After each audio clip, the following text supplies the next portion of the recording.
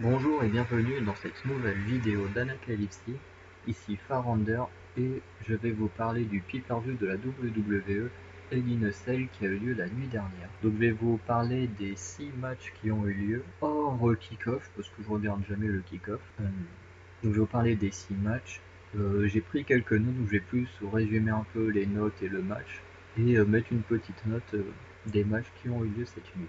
Alors le pay-per-view s'est ouvert sur le premier match avec Roman Reigns, le champion universel, accompagné de son manager Paul Heyman, et qui affrontait son cousin Jey Uso, qui est un membre de l'équipe des Usos, et tous les deux devaient s'affronter dans une double stipulation, donc un Hell in a Cell, qui est un match en cage, donc là, une grande cage fermée, vous êtes à l'intérieur, et en même temps un I Quit match, donc le seul moyen de gagner c'est que votre adversaire dit qu'il quitte, qu'il abandonne le match, et cela pour le titre universel.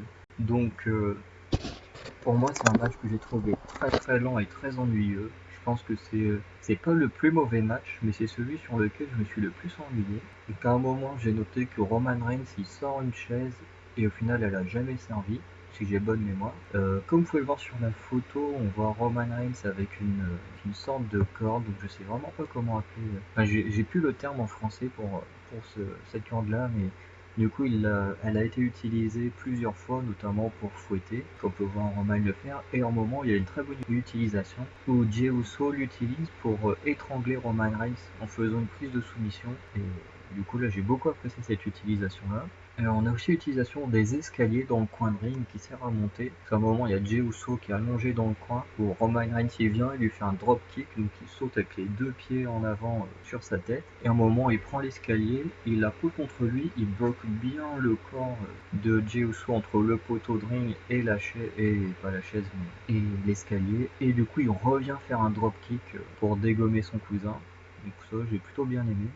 J'ai compté que dans le match, il y a eu 3 spears de Roman Reigns qui n'ont pas mis KO Jey Uso. Et Jey Uso a réussi à faire 2 frog splash quasiment d'affilée sur Roman Reigns. Et avec ses 5 finishers mis en place, aucun des deux n'a abandonné à ce moment-là. Au bout d'un moment, Jey Uso il bouge même plus. Je pense que ça ferait le coup de l'escalier, parce que j'avoue que j'étais en train de faire mon ménage au moment de ce match-là. Et du coup, j'avais pris mes notes après le match, donc c'est un peu décousu. Et à un moment, il y a Jey Uso qui se relève plus, l'arbitre qui peut lui dire vas-y, il faut que tu dises que tu abandonnes, il faut que tu dises que tu abandonnes. Et Roman Reigns qui s'énerve, qui chope l'arbitre, qui l'éjecte du ring. Du coup, t'as un autre arbitre qui essaye de monter mais qui a peur, t'as d'autres personnes en costard et tout qui montent sur le ring. Enfin, tout le monde essaye de calmer un peu Roman Reigns. Au final, il prend son cousin, il est au milieu du ring, il prend l'escalier, il le pose au niveau du cou de Jey Uso, parce que du coup, ça fait une sorte de triangle, il y a un creux en triangle qui mettait au niveau du cou de Jey Uso pour lui parler. Et après il le prend, il le retourne au moment où il s'apprêtait à asséner un coup au niveau soit du torse ou de la tête de Jey Uso. Il y a Jimmy, le frère de Jey, qui arrive, qui supplie Roman Reigns de rien faire. Et là, c'est sûrement une des meilleures scènes, entre guillemets, meilleurs moments du match. C'est que Roman Reigns a l'air de réaliser ce qu'il fait, qu'il s'en prend à son cousin et tout. Du coup, il s'assoit, il se met à moitié à pleurer. Et du coup, t'as Jimmy Uso qui lui tend la main, un peu se calmer, et il se dit ah bon, on va bien s'entendre et tout. Et au final, là, il y a Roman Reigns du coup qui l'emmène vers lui, qui lui fait un étranglement, de la même manière qu'il avait battu Braun Strowman dans leur dernier match. Et du coup, Jey Uso finit par abandonner pour que Roman Reigns lâche son frère. Et du coup, Roman Reigns gagne le match et conserve son titre face à ses deux cousins qui sont tous les deux assis sur le ring pendant que lui célèbre avec deux hommes. Là, ils ont tous les trois ce qui lui mettent un collier en fleurs rouges. Et du coup, ils sont tous les trois tout en haut de la rampe et j'ai aucune idée de qui sont ces deux hommes, mais je me doute bien que ce sont des personnes de la famille des Usos et de Roman Reigns. Donc pour ce match, j'ai mis une note de 3 sur 5 parce que le match en soi, il est assez mou, il y a quelques utilisations d'objets. La cage est pas très bien utilisée à part se projeter l'autre contre la cage, je trouve pas ça ouf. Mais en même temps, c'est tout le personnage de Roman Reigns pendant le match qui était vraiment génial. En deuxième match, nous avons le match de Jeff Hardy, donc l'un de mes catcheurs préférés, et mon préféré quand j'étais adolescent, face à Elias, qui est un catcheur que j'ai beaucoup de mal à apprécier, parce qu'il m'énerve souvent à passer son temps avec sa guitare et à faire des chansons et tout. Et ils se battaient tous les deux dans un match simple pour régler une sorte de rivalité. Parce qu'il y a quelques mois, Elias s'était fait renverser par une voiture et tout le monde pensait au début que c'était Jeff Hardy. Sauf qu'au final, il a pu prouver que c'était pas lui, mais Elias, lui, là, à son retour, il pense toujours que c'est Jeff Hardy. Du coup, un match entre les deux.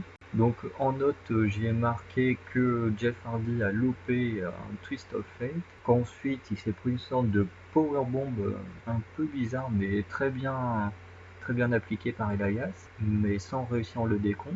Ensuite, Jeff Hardy arrive à mixer, enfin à faire un Wisp on the Wind, et juste après un Twist of Fate, donc ce sont deux prises très connues de Jeff Hardy, dont le Twist of Fate est une de ses prises signature. Et ensuite, quand Elias est enlevé sur le ring, Jeff Hardy monte sur la troisième corde pour faire son finisher. Au final, Elias il sort du ring pour aller chercher sa guitare. Jeff Hardy arrive à le contrer et au final il met un gros coup de guitare dans le dos d'Elias, ce qui le disqualifie et fait gagner Elias. Donc pour ce match j'ai mis une note de 2 sur 5 parce que bon, le match est assez dynamique, ça bouge plus ou moins tout le temps, mais au final on a une victoire par disqualification. Ensuite on a eu un match contre Otis, donc le vainqueur de la mallette Money in the Bank, contre The Miz dans un match simple pour la mallette Money in the Bank d'Otis, donc le gagnant remporte la mallette. J'ai noté que pendant le match, à un moment, il y a eu une intervention de John Morrison, qui est du côté de The Miz, hors du ring, tandis que Tucker, l'ancien équipier de Otis, est lui aussi hors du ring du côté de Otis. Donc il y a un moment, John Morrison intervient pour mettre un coup de poing à Otis. Il y a un moment où j'étais assez impressionné parce que The Miz arrive à mettre un gros coup de pied dans la tête d'Otis alors que Otis il fait quand même presque 1m80. Du coup ça m'étonne toujours de voir la souplesse de certains catcheurs. On a vu qu'à un moment Otis était à deux doigts de faire la chenille, donc son finisher, sauf que Morrison est intervenu pour tirer The Miz hors du ring. Ensuite Morrison a été expulsé du bord du ring pour avoir tenté d'utiliser la mallette pour frapper Otis, sauf qu'au moment où il est sur le point de frapper Otis, il y a l'arbitre qui se retourne et qui le voit avec la mallette. Donc c'est assez drôle parce que quand l'arbitre lui demande qu'est-ce que tu fais là, puis il prend la mallette, il a cage à son dos et il dit non mais je fais rien, c'est assez amusant. Et du coup au final il est expulsé, il doit retourner dans les vestiaires. Et au final ce qui est assez étonnant c'est que à un moment Otis se rapproche des cordes et c'est Tucker, son ancien équipier, qui lui met un coup de mallette dans la tronche. Et même The Miz il comprend pas, au début il est assez étonné, puis il se met quand même sur Otis et il finit par gagner le match. Donc là pareil j'ai mis 2 sur 5 à ce match parce qu'en soi c'est comme l'impression c'est un beau match, il est assez dynamique et tout, mais en même temps toutes les choses intéressantes du match se passent hors du ring. Entre l'intervention de Morrison qui est assez amusante, le coup que Tucker il porte à Otis, en fait, c'est les moments les plus marquants du match, alors que c'est même pas Tucker et Morrison qui font le match. Alors en quatrième match, on a Bayley, donc qui est ma catcheuse préférée, contre Sasha Banks, donc sa meilleure amie, ex-meilleure amie depuis que Bayley l'a trahi, dans un Hell in a Cell match pour le titre de SmackDown féminin. Donc là par contre j'ai beaucoup de notes parce que pour moi c'est vraiment le meilleur match de la soirée. Il s'est passé tellement de choses et il y en a plein que j'ai même pas noté parce que je me suis dit c'est pas ultra important. Donc on a Sasha Banks qui arrive à placer son finisher dès le début du match et Bayley arrive à s'en sortir en l'abordant. Il y a un moment, juste avant que Bayley rentre dans le match où vous avez la cage qui tombe, Sasha arrive à se débarrasser de la chaise de Bayley. Et à un moment, quand Bayley sent un kendo stick, elle le prend et elle le sort du ring à travers un trou de la cage. Sauf qu'au bout d'un moment, je crois que Sasha elle en a marre que Bayley essaye de prendre des objets, du coup elle s'y met aussi. Donc à un moment, elle sort une table. Il y a un moment où elle s'en sert de temps. Enfin, il y a les deux qui tiennent la table. Sasha arrête pas de pousser Bayley contre la cage.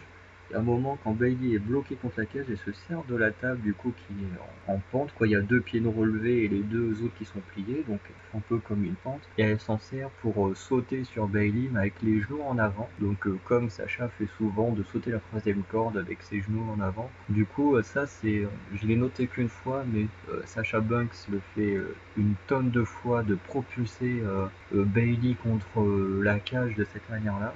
Ensuite, qu'est-ce que j'ai mis un moment, on a Sasha qui sort deux chaises qui sont envoyées qui sont mises sur le ring mais qui seront utilisées plus tard. Elle sort ensuite deux kendo sticks qu'elle place donc elle met un bout entre les barreaux et un bout contre les escaliers, parce que si vous regardez bien les escaliers, il y a des trous pour lesquels on peut porter l'escalier. Du coup, elle en met 2 comme ça pour faire comme une sorte de barrière. Et quand elle essaye d'attaquer Bayley, il attrape l'arrière du genou, ce qui fait tomber Sacha à travers un des kendo sticks qui casse, et que le deuxième il fait que tomber par terre.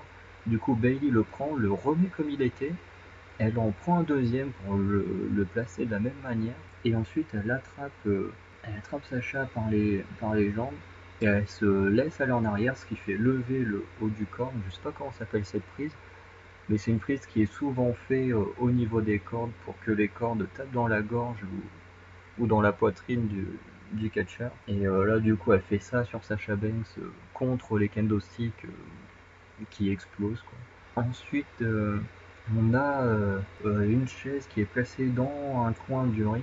Et on a Bayley qui fait une sorte de powerbomb pour envoyer Sacha en plein dans la chaîne. Ensuite, on a Sasha Banks qui place son finisher une deuxième fois. Et cette fois, Bayley arrive à s'en sortir en sortant du ring. Ensuite, on a Bayley qui explose le dos de Sacha avec 2-3 coups de kendo stick. On a Bayley qui attache 2 kendo sticks avec du scotch. Je sais pas trop pourquoi faire, parce que j'ai pas le souvenir que ça ait servi à quelque chose dans le match. Ensuite, on a, quand Bayley veut repartir vers Sasha Banks, elle se prend pas un coup d'extincteur, mais la fumée de l'extincteur dans la figure. Du coup, elle essaye de quitter le ring, et en même temps, elle récupère sa chaise qui avait été mise hors du ring. Sacha ensuite lui met plein de coups de kendo stick, et quand elle tente de faire un splash, donc de sauter mais d'atterrir sur le ventre sur son adversaire, Bayley se pose sa chaise sur le ventre pour se protéger, ce qui évite d'avoir à esquiver. Du coup, en plus, c'est Sasha Banks qui se fait le plus mal.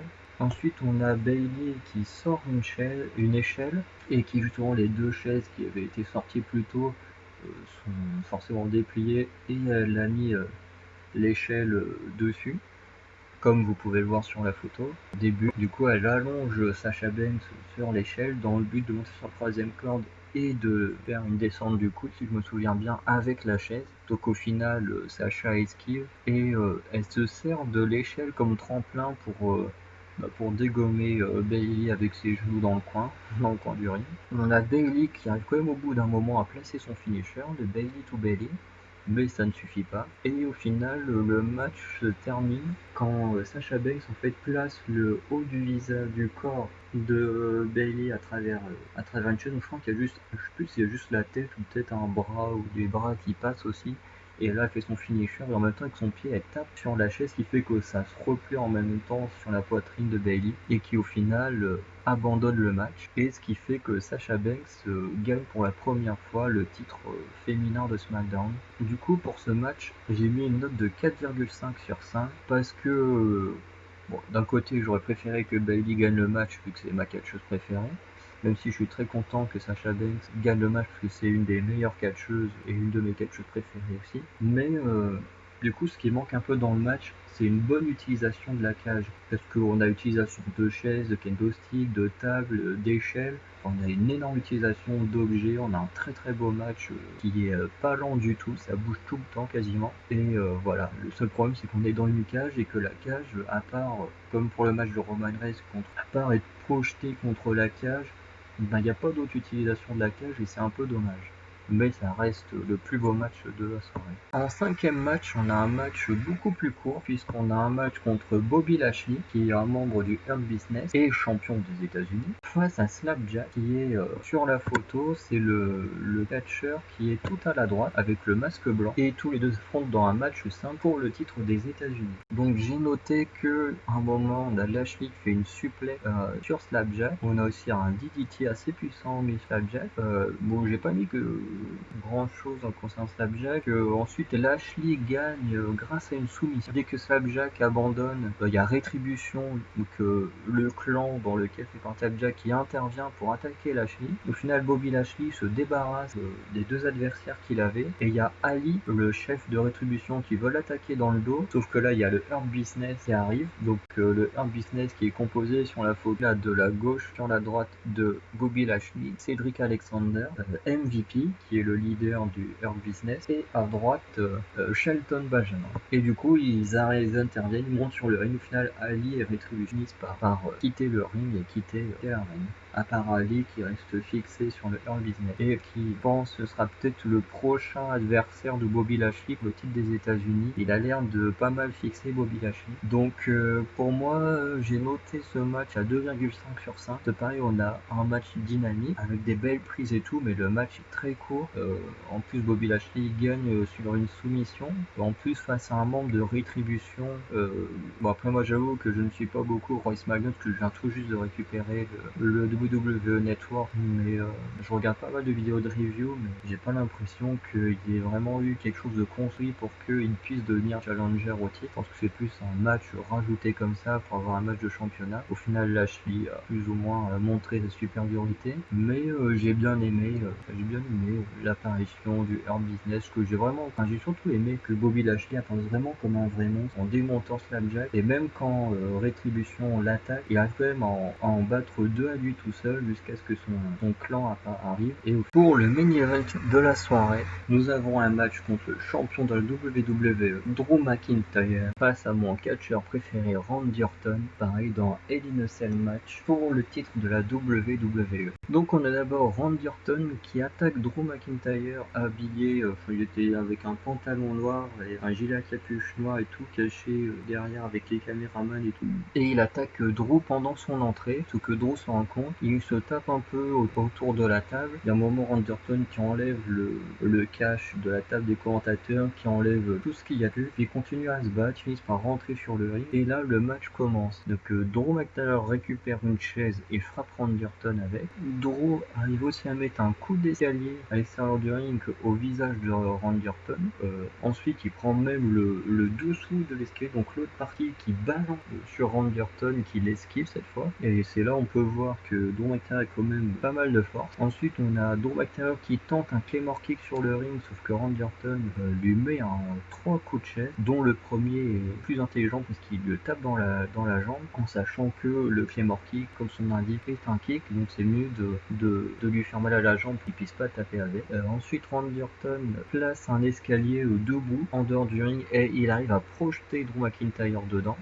Randy Orton arrive aussi à serrer une table qui place contre la cage, donc en biais, et les deux se battent et tout, et avec une sorte de suplex, Drew McIntyre va faire passer Randy Orton à travers la table. Ensuite, un peu plus tard, quand Drew McIntyre est à moitié KO, Randy Orton il sort du ring, il récupère une pince et il casse la chaîne qui ferme la porte de la cage. Du coup, Randy Orton il sort, il commence à remonter la rampe, du coup McIntyre l'attaque, il retente de repartir, McIntyre l'attaque à nouveau, les deux se battent, et Randy Orton décide cette fois de monter sur la cage, donc ce que j'attendais au niveau des deux matchs précédents, parce que cet été j'avais vu des matchs de l'Undertaker et Mick Foley, du coup moi j'attendais que des gens remontent sur la cage et se battent sur la cage avec des chutes impressionnantes ou des choses comme ça, et du coup là on a été servi parce que il monte sur la cage, il fait signe à McIntyre de le rejoindre, du coup Drew McIntyre monte aussi, Randy Orton arrive à récupérer une barre de fer on sait pas où, donc il arrive à remplacer un coup sur Drew McIntyre, donc les deux se battent un peu, Randy Orton commence à redescendre, Drew redescend à son niveau, au niveau que vous pouvez voir sur la photo, et Randy Orton met deux coups, chope la tête de McIntyre, lui met deux coups contre la cage. Moi et Drew McIntyre essayent de résister, parce que Randy Orton lui tape sur son bras qui tient encore à la cage. Au final, il finit par tomber et exploser la table des commentateurs. Ensuite, Drew McIntyre revient en rampant jusqu'au ring, avec Randy Orton qui le suit, qui parfois essaye de l'aider, sauf que à chaque fois il se dégage s'engage un peu, enfin, en même temps personne n'a envie d'être aidé par Randy Orton. Quand il remonte sur le ring, Drew McIntyre arrive à éviter un RKO et à envoyer un Claymore Kick. Enfin, il y a toute une session où il tente des prises, au final c'est Claymore Kick qui passe. Ensuite Drew McIntyre veut en tenter un deuxième, sauf qu'au moment de le faire, Randy Orton il se couche au sol, et quand les deux se relèvent, il arrive à placer le RKO et il gagne le match. Donc Randy Orton arrive à gagner son 10e titre de la WWE et devient 14e fois champion du monde poids lourd en égalant son ancien équipier de l'Evolution, donc l'équipe qui date de début des années 2000, Triple H, qui est aussi 14 fois champion du monde poids lourd. Donc j'ai mis une note de 4 sur 5 à ce match parce que le match est un peu lent, mais en même temps avec Randy Orton,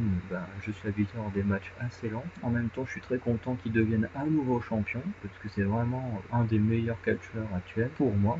En même temps, on a eu un beau match, pas mal de bonne utilisation, soit de la table, des chaises, des escaliers et tout. En même temps, on a enfin eu ce que je voulais, que des gens montent sur la cage, qu'on a eu une bonne chute, même si celle de Drew McIntyre qu'elle a eu l'air d'être assez violente. Mais après, voilà, c'est pas un match dynamique. Moi, j'aime bien quand ça bouge et tout. J'aime pas trop les matchs lents. Tu vois, la Randy Orton, ce que je kiffe, c'est plus le personnage que son style de catch, même s'il est quand même très très intéressant dans sa façon de catcher. Donc pour conclure, j'ai noté sur le total, ça fait une note de 18 sur 30 pour le pay-per-view. Donc en même temps, c'est à peu près ce que vaut ce pay-per-view pour moi, parce que sur les 6 matchs, il y en a les 3 matchs normaux sont pas extraordinaires, même s'ils sont plutôt agréables à voir. Pour le match de Roman Reigns, assez décevant, tout qu'on savait d'avance que Roman Reigns allait gagner. On se doutait bien que Jey Uso ne faisait pas le pont contre Roman Reigns, donc il n'y avait aucune surprise de match là. Ensuite, Drew McIntyre, Randy Orton, là on a eu un peu pris. Certains pensaient que Drew McIntyre allait rester champion, d'autres comme moi voulaient que Randy Orton gagne un nouveau titre, et c'est ce qu'on a eu, donc je suis super content. Et ensuite, on a le match entre Bayley et Sasha Banks, qui est clairement le meilleur match de la soirée. Et vraiment, les deux catcheuses sont données à fond, elles ont tout déchiré, même si j'ai quand même une petite déception pour Bayley qui perd son titre, en espérant qu'il fasse pas n'importe quoi avec, comme ils sont en train